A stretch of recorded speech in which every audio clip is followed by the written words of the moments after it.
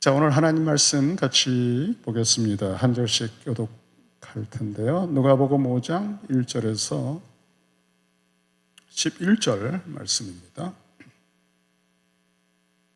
제가 먼저 읽고 교독합니다.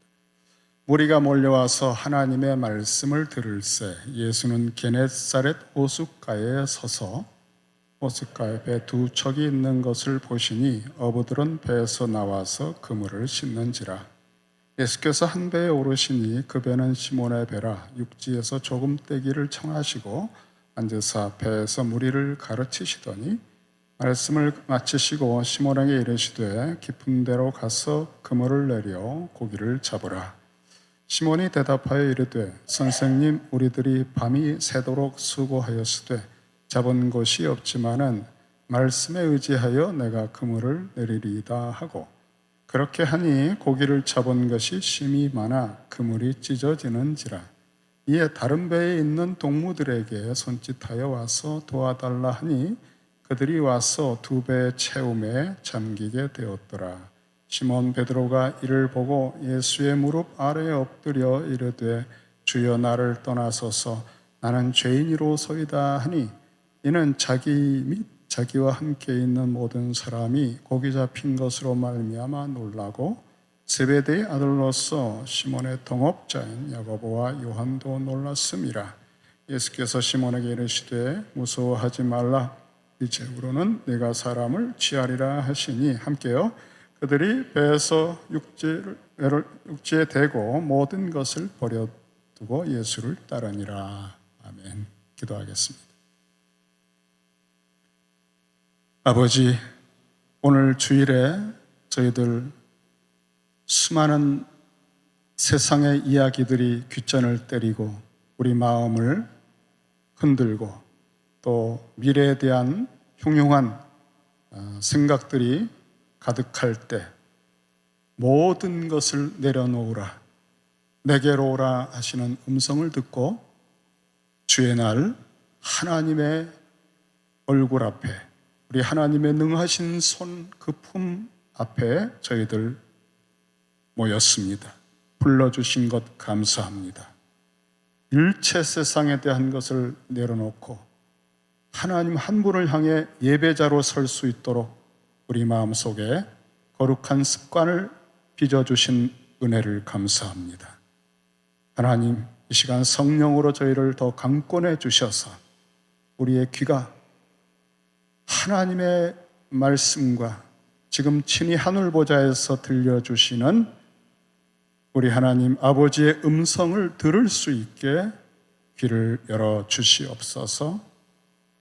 오늘 저희들 베드로를 보면서 우리가 시몬이요 베드로의 입장이 되어 살아오는 모든 과정이 우리 주님을 통해 변화되듯 주께서 저희를 만나 주시옵소서. 예수님의 이름으로 기도합니다. 아멘. 주후 1세기의 팔레스틴 땅에서는 말씀이 풍성한 시대였습니다. 왜냐하면 예루살렘 성전이 있었고 또 동네마다 회당이 있었기 때문에 매주 하나님의 말씀을 듣는 사람들이었습니다. 어려서부터 철저하게 말씀을 읽고 또 거의 12살 될 때까지는 수많은 성경 구절을 외우는 사람들이었습니다. 지금도 놀라운 것은 한 12살, 13살 이런 정도의 청소년들이 토라, 모세오경을 통째로 다 외워요. 대단한 사람들이죠. 그런데 그 당시에 그렇게 하나님 말씀에 집착하고 말씀을 중요하게 여겼음에도 불구하고 이상하게 사람들은 그 말씀을 들으면 들을수록 주눅이 들었습니다. 왜냐하면 그 말씀이 원래 하나님의 말씀이 각색되어 전달되었기 때문입니다. 바벨론 포로 이후에 많은 외국의 세력에 시달리고 현재는 로마의 식민지로 짓밟히고 그러다 보니까 트라우마가 생겨서 거의 분노 조절 장애가 생긴 거예요. 그리고 반드시 메시아가 와서 정치적으로, 민족적으로, 군사적으로 저 원수들을 다 쓸어버리고 우리를 우뚝 세워주시기를 바라는 그런 메시아를, 다시 말하면 자기 욕심을 채워주는 구원자로 하나님을 부르며 기도하게 되고, 그 메시아에게 잘 보일 수 있고 하나님의 구원의 혜택을 받으려면 율법을 열심히 지켜야 된다. 그래서 그 율법주의가 된 겁니다. 민족주의, 율법주의. 여러분, 율법을 우리가 어떻게 다 지켜요? 그런데 그거를 계속 푸시하고 강요하고, 그러니까 매주 듣는 말씀이라는 것이 율법주의, 유대주의의 해석으로 왜곡된 본연의 말씀이 아니라 비뚤어진 말씀이란 말이에요. 사람을 억압하는 말씀, 무거운 짐이에요. 못 지킵니다. 그러니까 못 지키니까 죄책감이 자꾸 늘고 하나님이 멀어지고, 하나님은 이름도 부르는 거 함부로 하지 말라 하니까 하나님하고 관계가 무서운 하나님이 됐어요. 가장 영적인 것 같은 시대인데 가장 영적으로 강박증, 분노 조절 장애, 또 죄책감, 이런 것들로 만신창이가 돼 가면서 탈진하고 지친 사람들은 자꾸 병이 들었습니다. 병든 사람이 너무나 많아요. 그리고 귀신들이 자꾸 들리고. 오늘날은 또 다른 의미로 이러한 것들이 사람들에게 너무나 많이 고통을 주고 있습니다. 저도 스트레스가 있다 보니까 공황장애를 한번 겪어봤는데 이게 뭔지 여러 번 겪어보지 않으면 모릅니다. 그러니까 우리 시대는 주님 다시 오실 때까지 이런 문제들 속에, 늪 속에 사는 것이에요. 수고하고 무거운 짐을 지고 사는 것입니다.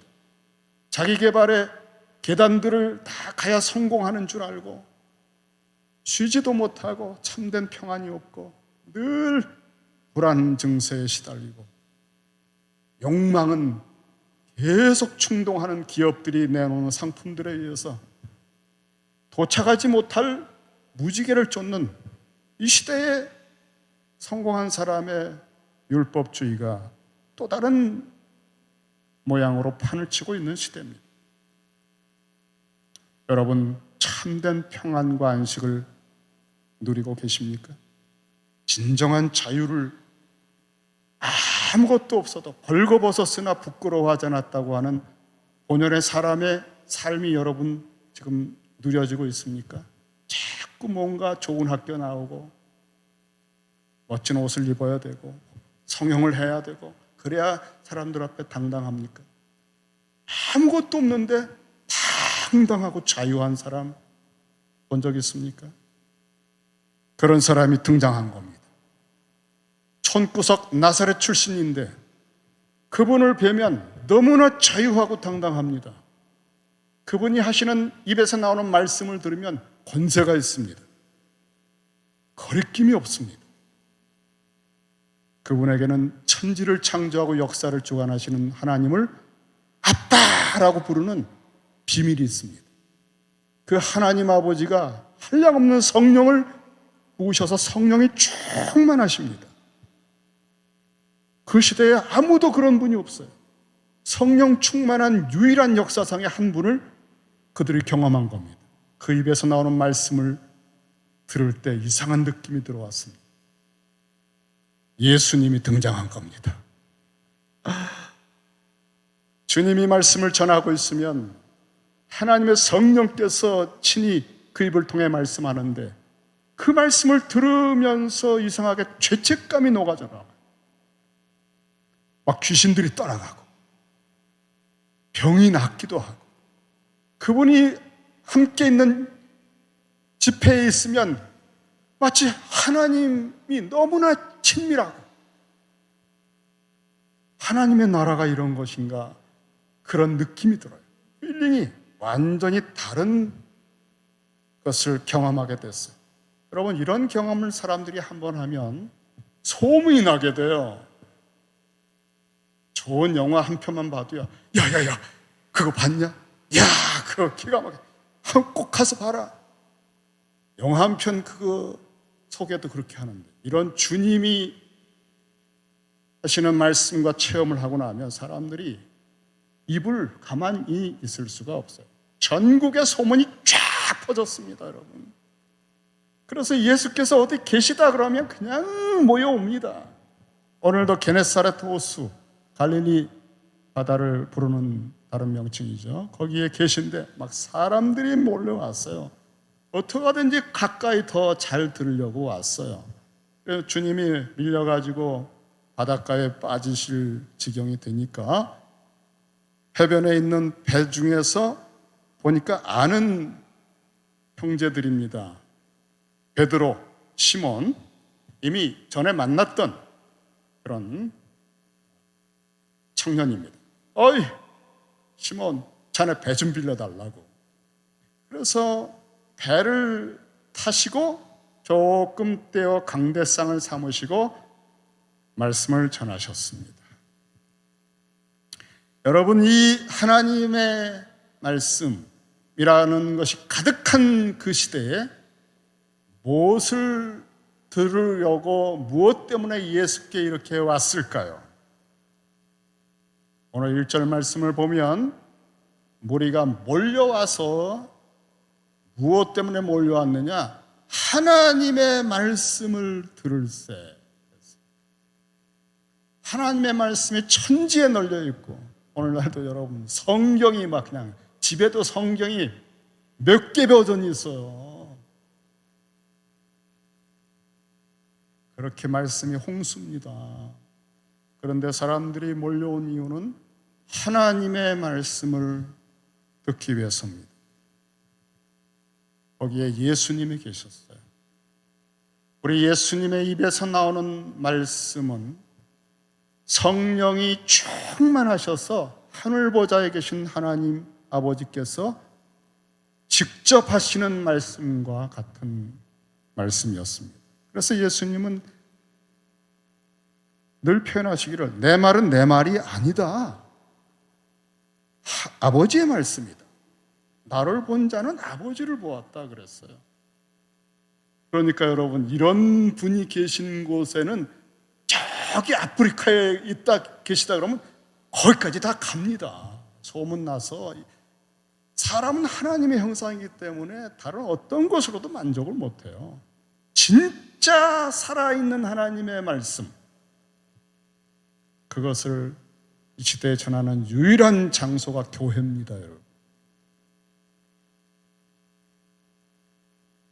그것을 듣는 결정적인 날이 주일입니다.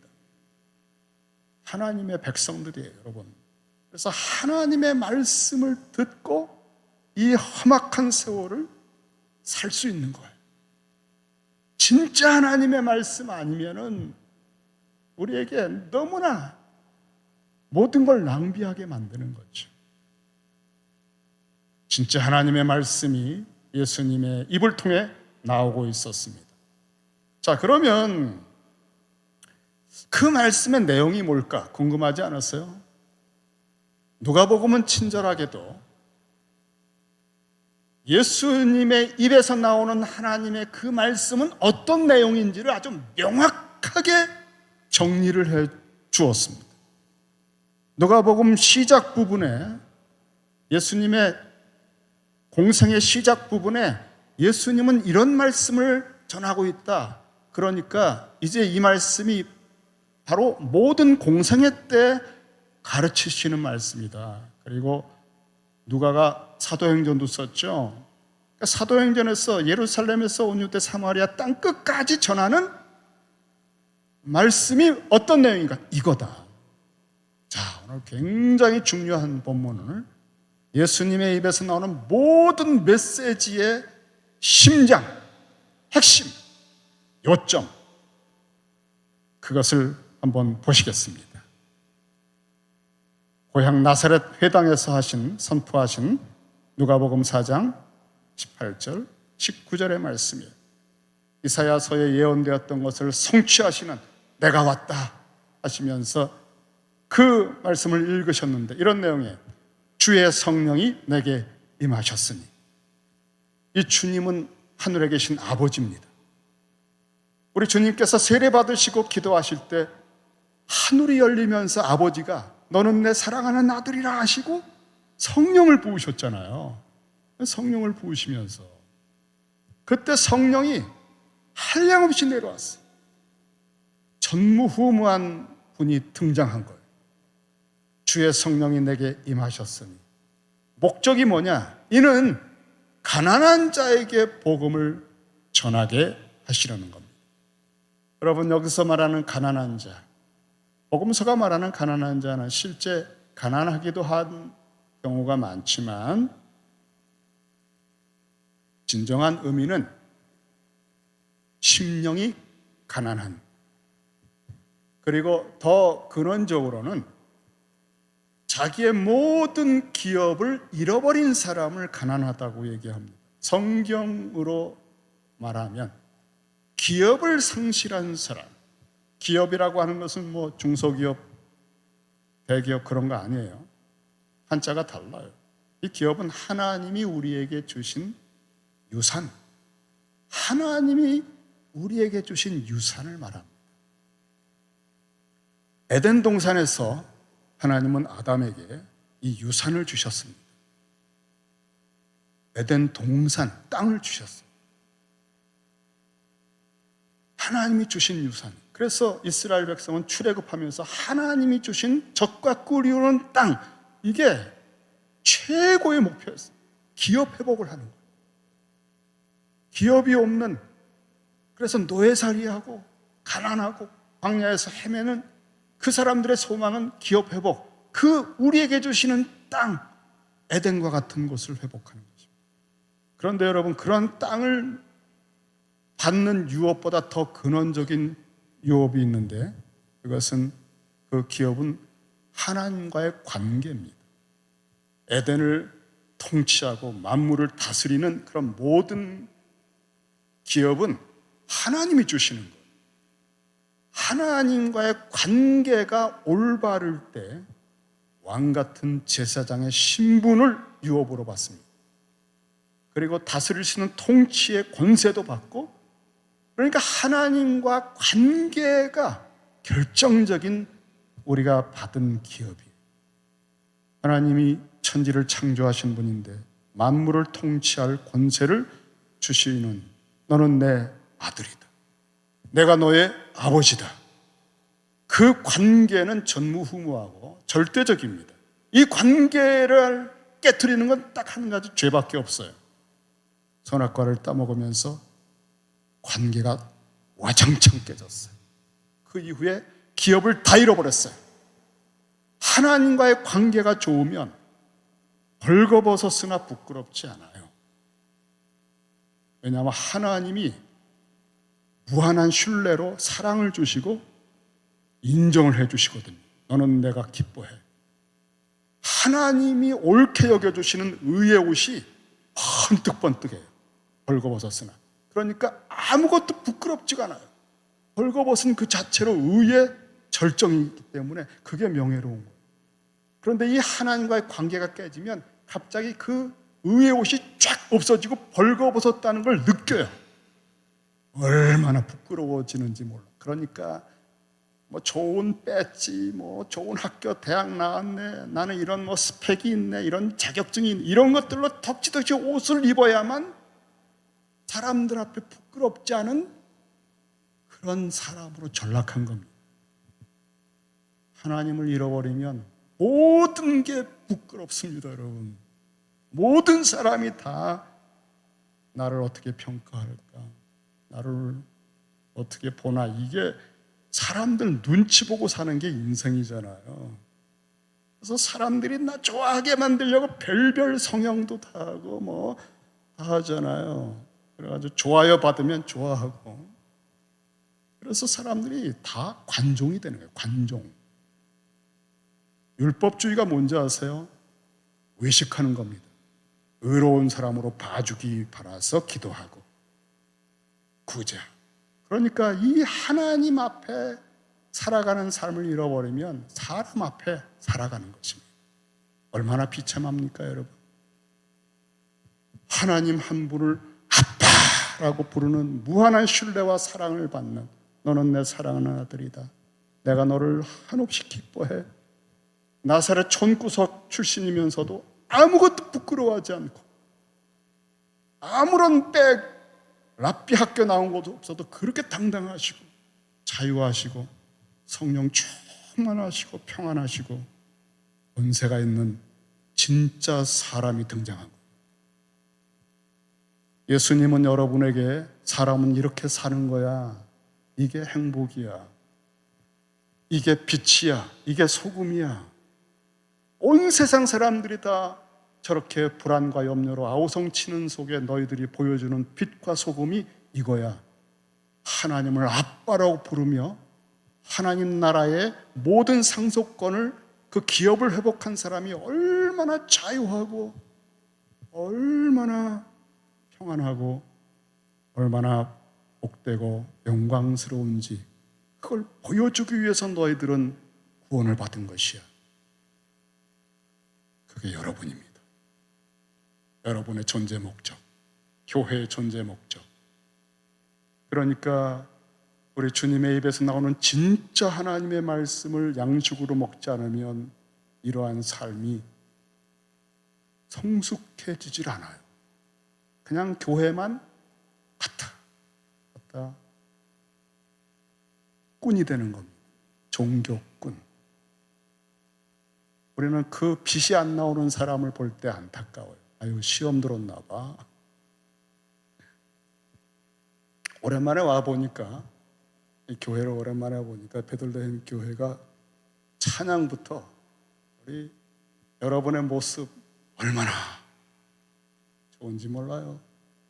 막 빛이 나와요. 향기가 나오고 여러분의 그 모습 자체가 막 맛이 느껴져요.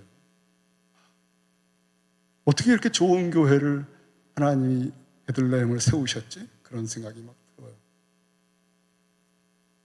우리 주님의 입에서 나오는 말씀을 땅끝까지 전하셔야 되는데, 온 세상은 이 기업을 상실한 가난한 자들인데, 그래서 온갖 세상 것으로 그것을 채우려고 거짓 부요에, 거짓 스펙에 목말라 하고 헛된 관종의 삶, 외식의 삶을 살아가고 있는데, 진정한 하나님의 백성의 모습을 여러분이 계속 보여주고 증거하고 예수의 증인이 되어야 될 거 아니에요, 땅끝까지. 그런데 주님은 이제 3년 후에 승천하십니다. 그러니까 이 결정적인 하나님의 말씀을 전할 사람이 계속 필요하겠죠. 오늘 그래서 시몬을 찾아오신 겁니다. 여러분을 찾아오신 거예요. 오늘 이 말씀은 여러분을 부르시는 거예요. 이 말씀을 전할 수 있는. 그런데 그 전에 이 말씀을 먼저 체험해라. 이 말씀이 진짜 어떤 것인지를 느껴봐라. 그래야 전할 수 있다. 오늘 본문이 그것을 보여주고 있습니다. 조금 더 누가복음 4장 18절, 가난한 자에게 복음을 전하는데, 그래서 내게 기름을 부으시고 그랬어요. 하나님의 권세, 권능, 은사, 우리가 받은 모든 재능과 영향력과 신분과 직분과 삶의 연륜들, 신앙에 주신 은혜들은 바로 이 목적을 위해 주신 겁니다. 여러분 자랑하라고 주신 게 아니에요. 내게 기름을 부으시고, 주님은 당신이 하나님으로부터 받으신 모든 것을, 핏방울 마지막 한 방울까지 당신의 몸 전체를 으스러뜨리면서 헌신적으로 이 아버지의 은혜를, 신현을 여러분에게 전해주신 거예요. 내게 기름을 부으시고 나를 보내사 포로된 자에게 자유를, 죄의 포로, 그 노예살이, 그 외식하고 눈치 보고 염려하고 그 헛된 자랑에 우겨싸움을 받으면서 시기하고 경쟁하고 그런 모든 포로된 삶에서 자유함, 주님이 보여주고 있습니다. 자유가 무엇인지. 나사렛 출신 예수께서 하나님을 아빠 아버지로 부르며 역사를 주관하시는 하나님의 자녀가 된 사람이 얼마나 진정한 평강과 안식과 권세와 위엄이 있는지 지금 그 자유를 주님이 보여주고 있어요. 우리가 주님을 보면 볼수록 그게 우리에게 건너. 여러분, 사람을 보면 자꾸 짜증이 나요. 사람들은 속이는 게 많고 가면이 많아요. 여러분, 제가 보세요. 저를 보세요. 가면이 5개 있어요. 그래서 사람을 보면 자꾸 의심이 되고 불안이 생겨요. 그런데 진정한 하나님의 형상 예수님을 보면 아무것도 감추지 않아도 자유하고 속일 필요가 없고 그 자체가 영광이신, 저렇게 살아야 되는. 여러분, 주님을 바라보세요. 주의를 절대 사소하세요. 하나님의 말씀을 들으며 주님을 바라보세요. 이게 우리의 양식입니다. 내 살을 먹으라, 내 피를 마셔라. 주님이 주시는 이 말씀 속에 여러분은 이 세상의 베들레헴은 양식이 될 수 있습니다. 떡집이잖아요. 포로된 자를 자유를 주시고 또 눈먼 자에게 다시 보게 함을 전파하는 것입니다. 눈이 멀었습니다. 사람들 눈치 보고 주눅 들고 난 메뚜기야, 난 조금 더 잘해, 이런데 눈 멀어가지고 진짜가 안 보입니다, 여러분. 그런데 주님께서 눈을 열어주시면 사람만 보던 사람이 하나님이 내 아빠셨구나, 천지의 창조자가 내 아빠네, 어마어마한 사실이 보여지기 시작합니다. 여러분, 봐야 될 걸 봐야 돼요. 그리고 나를 다시 보게 돼요. 내가 하나님의 자녀였구나. 하나님의 나라가 내 거였네? 내가 그 상속자야? 제가 미국 시민권 따고요. 시민권 딱 선언하고 증서 받고 그 건물 밖으로 딱 나왔는데요. 땅이 다르게 보이더라고요. 이건 내 땅이네? 전에 영주권자로 볼 때는 항상 불안했어요. 근데 갑자기 시민권 증서를 딱 품고 그 땅이 달리 보이는 거예요. 이건 내 땅이야? 여러분, 시민권 하나만 받아도 그렇게 보이는 세상에 다른데 하나님의 자녀로 그 기업을 회복하면 아담이 처음 죄 짓기 전에 만물을 압도하던 시선이 회복됩니다. 짐승들의 이름을 붙여주면서 하나님 앞에 예배드리고 하나님을 아빠로, 천지간의 영광스러운 분으로 예배가 진짜 드려져요. 그냥 억지로 예배 드리는 게 아니라 우러나오는 아빠, 아버지요, 부르짖음이 생기고 눈먼 자가 다시 보게 됩니다. 눌린 자를 자유롭게 하는 것입니다. 이것이 바로 주님의 은혜의 해, 신년입니다. 주 아버지 하나님이 예수님을 통해서 우리에게 주시는 완전한 자유와 기업 회복의 신년을 전파하게 하려 하심이라. 이게 주님의 입에서 나오는 모든 하나님 말씀의 핵심이에요. 이렇게 말해도 이 말씀 하는 거고, 저렇게 말해도 이 말씀을 하는 겁니다, 여러분. 이 말씀을 가르치고 이 말씀대로 기도하는 게 주기도문이고, 이 신년을 이루는 기도가 주기도문으로 가르쳐 주신 거예요. 주님이 가르치시는 건 헛되고 쓸데없이 격가지가 없어요. 이 핵심을 이루는 모든 신년의 말씀. 그래서 주기도문은 하나님을 아빠로 불러라, 이렇게 시작합니다. 당신이 누리고 있는 이 자유함의 세계로 우리를 초대하고 우리를 불러들이는 거예요.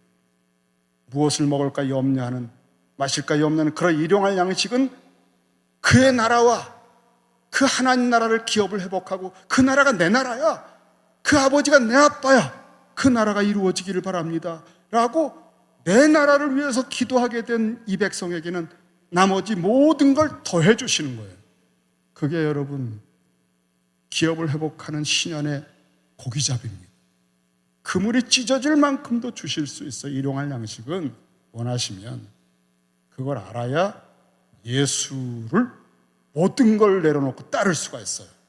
왜냐하면 그런 일용할 양식은 필요하면 수천 번도 주시니까 이 체험을 해야만 신년의 복음을 전하는 증인으로 사역할 수가 있고 살아갈 수가 있기 때문에 오늘 베드로에게 고기잡이 체험을 주시는 거예요.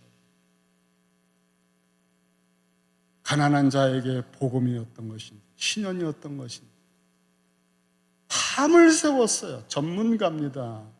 그 몇 사람 친구들은 오브로 잔뼈가 굵었어요. 전문가 드림팀이 밤을 새웠어요. 한 마리도 못 잡았어요.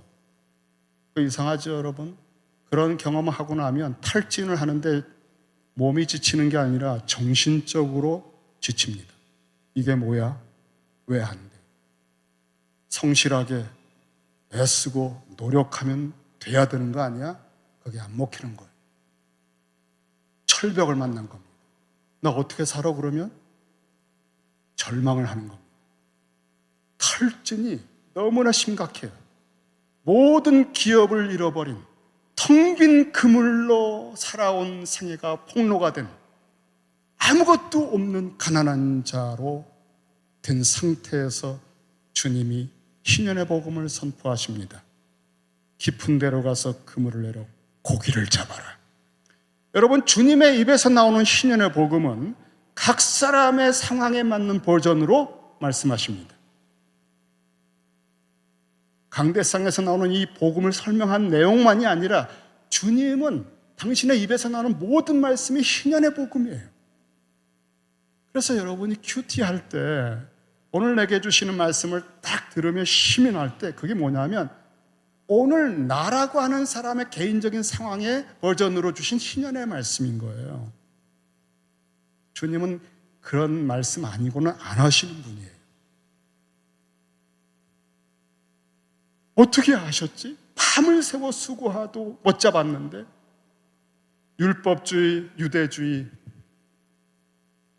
자기 개발에 몇 계단을 올라서 성공해야 돼, 이렇게 해야 돼, 그런 수많은 이 시대의 가르침을 아무리 뼈 빠지게 해도 안 되는 탈진한 가난한 사람들에게 주님은 당신의 말씀으로 우리에게 찾아오십니다. 그 말씀 속에 위로가 있고 회복이 있어요.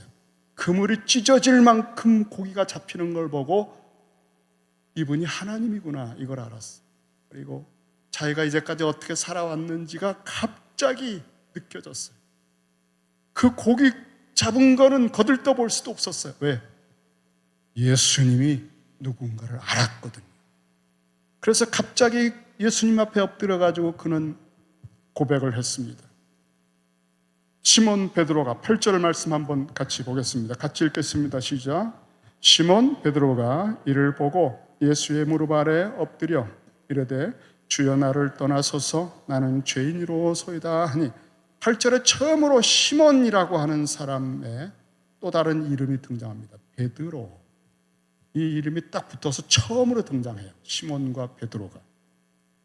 예수님을 몇 개월 전에 만났을 때 남쪽 세례 요한의 세례받은 제자들 동생 안드레가 자기를 찾아와서 예수님께 데려왔습니다. 주님이 딱 보자마자 그랬어요. 요한의 아들 시몬아, 너는 앞으로 장차 게바라 하리라. 게바는 아람어인데요. 번역하면 베드로입니다. 우리 주님께서 이름을 부르신 겁니다. 목자가 양의 이름을 부르신 거예요.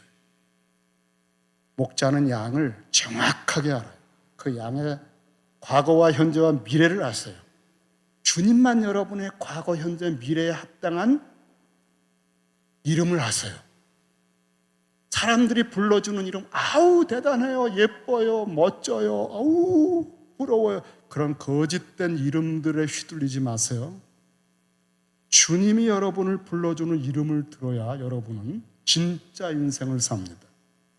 여러분이 하나님의 앞에서 내가 누군지를 듣는, 너는 베드로다 그랬어요. 그런데 그거 듣고도 주님을 떠났어요.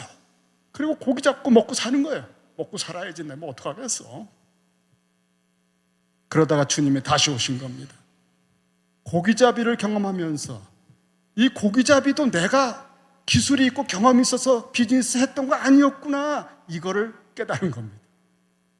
주님이 막으시면 한 마리도 고기가 안 들어오는 세계구나. 이제는 주님이 오셨거든요. 왕이 오셨거든요. 이제는 왕이 다스리고 있거든요. 시대가 바뀌었습니다, 여러분.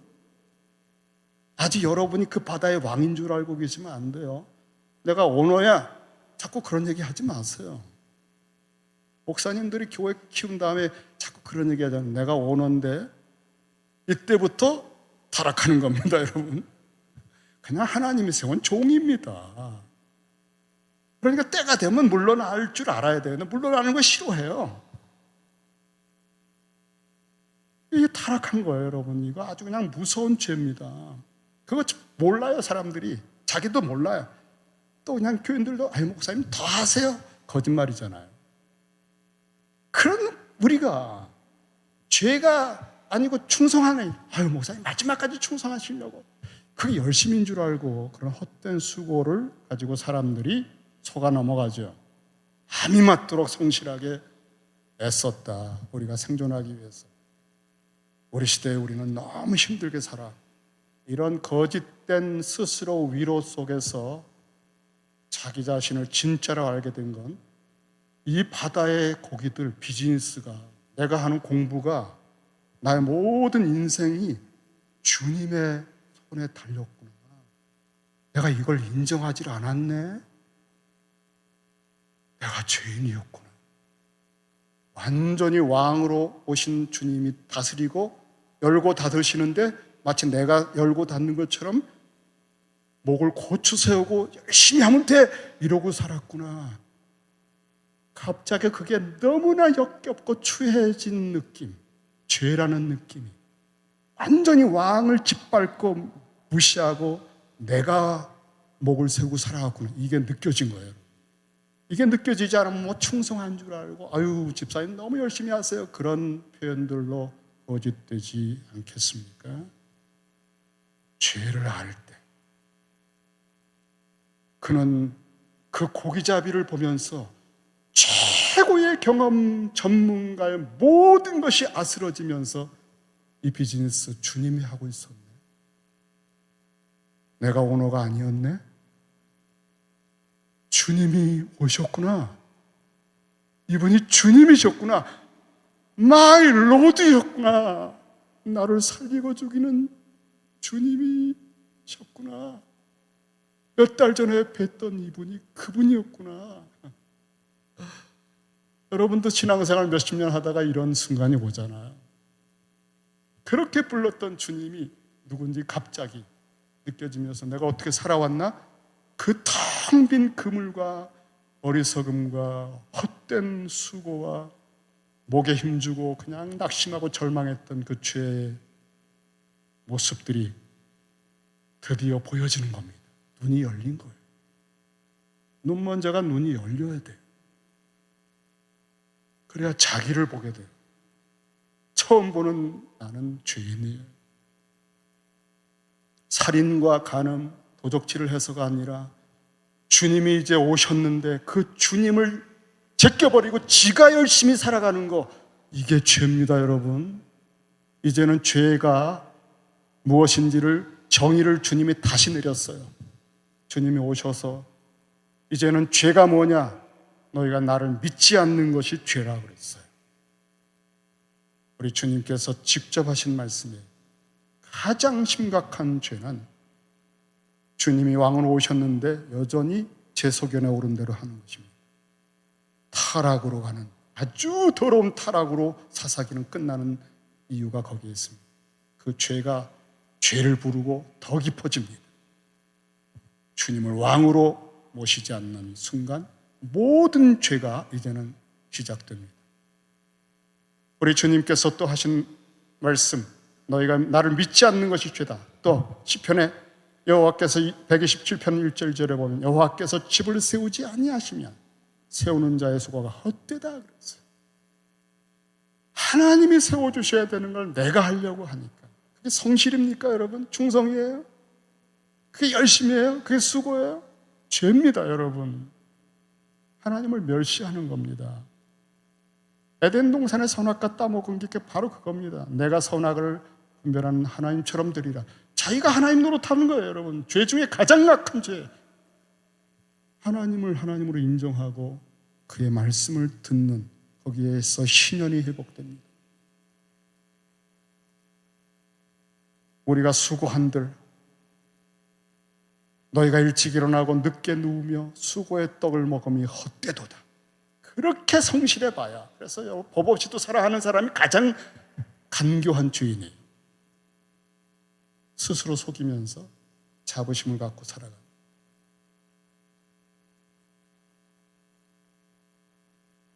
나는 포도나무여 너희는 가지라 하셨죠. 요한복음 15장 5절에. 주님이 포도나무로 참 포도나무 오셨는데 내가 포도나무 노릇을 하려고, 내가 열매를 맺으려고 하는 거예요. 주님을 제껴버리고. 여러분, 우리는 가지에 불과합니다. 주님께 딱 붙을 때만, 그가 내 안에 내가 그 안에 거하면 사람이 열매를 많이 맺나니 나를 떠나서는 너희가 아무것도 할 수 없습니다. 주님이 오신 다음에 선언하신 거예요. 이제는 이 선언이 우리의 24시간 남은 생애 전체에 울려 퍼지고 있어요. 매일매일 여러분의 그물에 주님이 원치 않으시면 한 마리도 고기가 안 들어요. 너희가 아무것도 할 수 없다 그랬어요. 제가 16년 목회하면서 외친 말씀이 이런 말씀이었는데, Do you remember?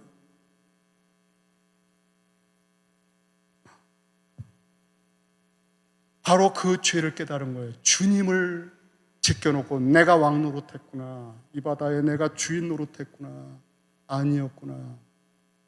그물이 찢어질 만큼 잡히는 걸 보고 주의 신연의 말씀이 어떤 것인지를 체감한 거예요. 내 노력과 성실이 아니라 신연의 복음. 안식일, 안식년, 희년은 극대치입니다. 안식일, 안식년의 회복이 부분적으로 일어납니다. 희년은 잃어버렸던 모든 기업을 완벽하게 회복하는 겁니다. 극대치. 주의 신연의 말씀은 그물이 찢어질 만큼 고기가 잡히는 거예요. 이게 체감이에요. 여러분의 인생에서 장성한 분량, 여러분이 할 수 있는 최고의 상상을 해보세요. 그건 절대 이루어지질 않아요. 그런데 주의 말씀을 들으면 그 열매가 맺혀요. 나는 아무리 열매를 맺히려고 해도 찌끄러기가 열렸는데 참 포도나무이신 주님께 딱 붙으면 내가 맺힌 열매가 극상품 포도가 맺혀요. 여러분이 이런 느낌이 들고, 내가 해놓고 사역을 했는데 아니 어떻게 이런 결과가 됐지? 기가 막히네. 자랑하지 마세요, 여러분. 참 포도나무이신 주님이 하신 거예요.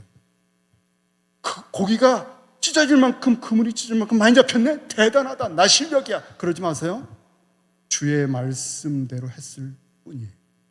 그 주님이 하신 거예요. 고기를 주님이 불러오신 거예요. 여러분의 사역이, 여러분의 찬양이, 여러분의 섬김이, 여러분의 직분이, 여러분의 비즈니스가 주님이 여러분을 통해서 하시면 많은 열매가 맺히는 걸 보게 됩니다. 그게 신앙입니다. 주님이 여러분을 통해 그 일을 하고 싶어요. 땅끝까지. 저도 가끔 신연을 체험해요. 설교자는 설교할 때 체험해요. 설교해놓고 딱 끝나고 돌아갈 때 내가 어떤 그렇게 설교했지? 대단해? 이야, 오늘 진짜 대단했어, 내 설교. 그러지 마세요, 여러분. 주님이 당신 열매를, 극상품 열매를 맺으신 거예요. 주의 음성을 듣게 한 것. 저는 오늘 그런 일이 있었으면 하는데 여러분 모르겠어요. I don't know. 결과는 맡길 뿐이고요. 죄를 고백하는 순간 주님께서 새로운 말씀을 하셨습니다. 두려워 떨고 있는 시몬에게, 자기의 정체가 폭로돼서 지금 엎드려 있는 시몬에게 이르시되, 10절에 보니까 예수께서 시몬에게 이르시되, 우리가 죄를 고백할 때, 나는 죄인입니다, 죄를 고백할 때만 들을 수 있는 새로운 주님의 입에서 나오는 음성이 있어요. 신년 선포의 심장 중의 심장입니다. 하나님 아버지가 내 아버지가 되고 그 나라의 기업이 내가 상속자로 되는 완벽한 신년의 기업 회복을 이루는 결정적인 열쇠는 하나님 아버지와 깨진 죄의 문제를 완전하게 십자가로 해결할 때 아빠가 돼요. 하나님의 자녀가 돼요. 그 순간부터 보이는 게 달라져요. 그러니까 고기잡이, 그물이 찢어질 만큼 잡은 엄청난 고기잡이는 이 신년의 체감일 뿐이에요. 맛보기를 주신 것 뿐입니다. 진짜 신년은 죄를 용서받아요.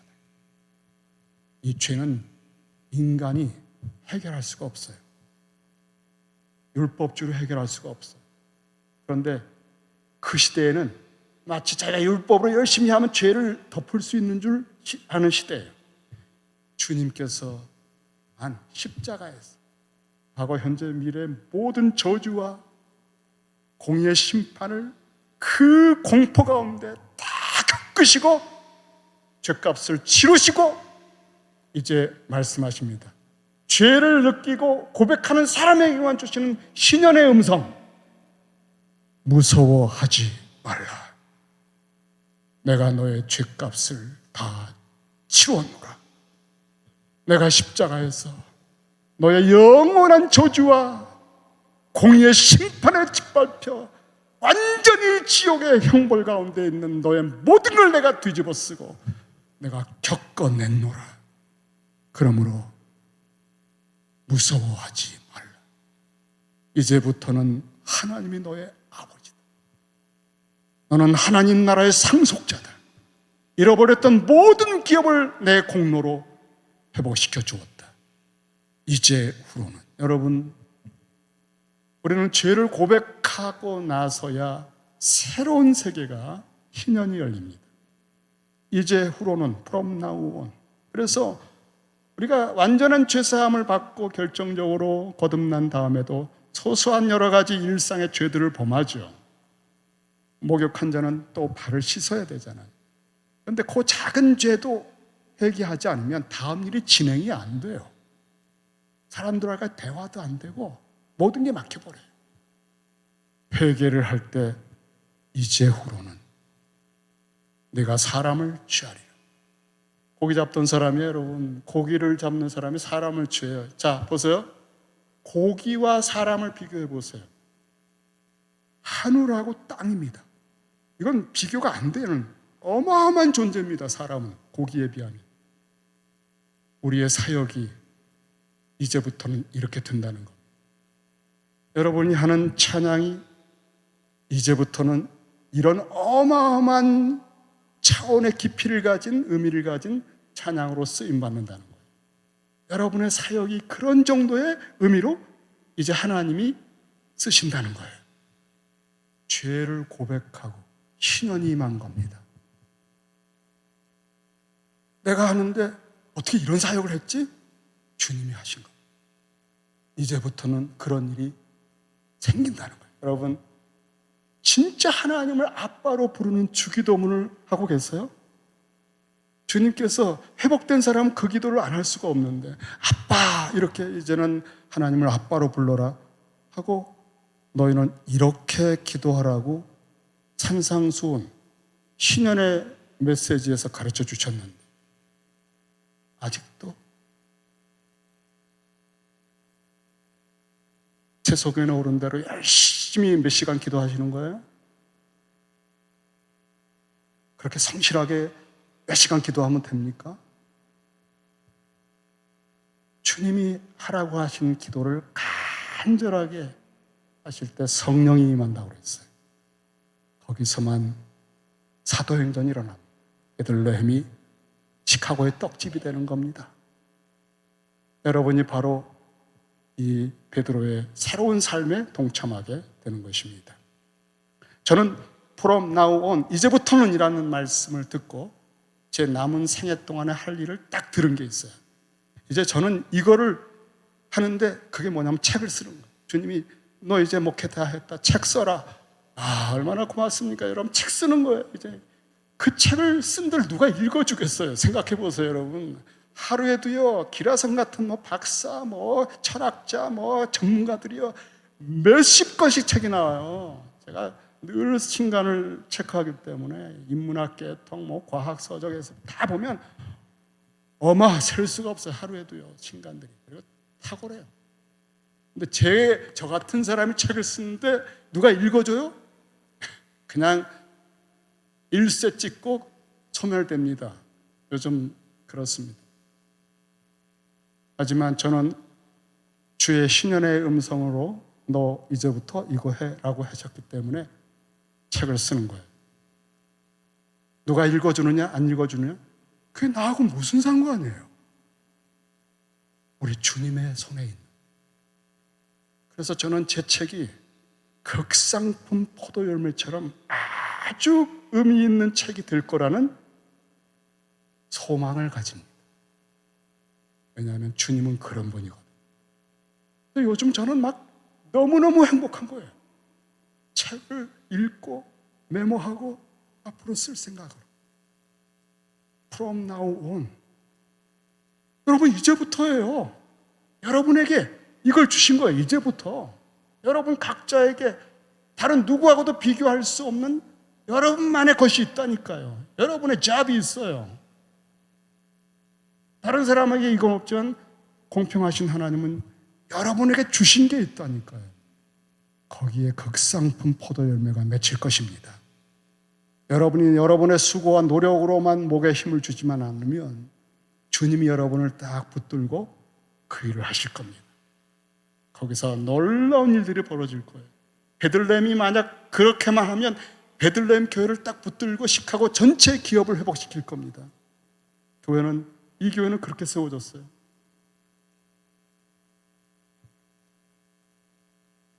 저는 책을 쓰면서 책을 사려면 돈이 많이 들어요. 그리고 이제 한국에 돌아가는데 가족이 있는 집에 책을 둘 수가 없어요. 너무 많아가지고. 그래서 책을 연구실을 별채로 얻어야 돼요. 돈이 많이 들어요. 먼저 그의 나라와 의를 구하라.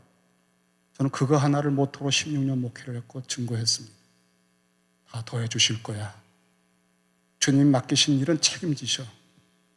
제가 요즘 어떻습니까? 책을 살 수 있습니다.